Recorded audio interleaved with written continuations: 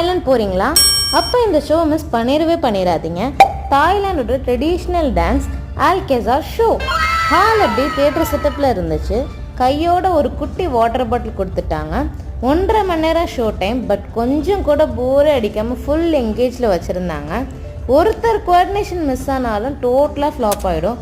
But கொஞ்சம் கூட Fischer இல்லாமல் அவ்வளோ அழகாக எல்லாரும் ஆடினாங்க. பேக்ரவுண்ட் சேஞ்ச் ஆனதுலாம் அவ்வளோ ரியலாக இருந்துச்சு.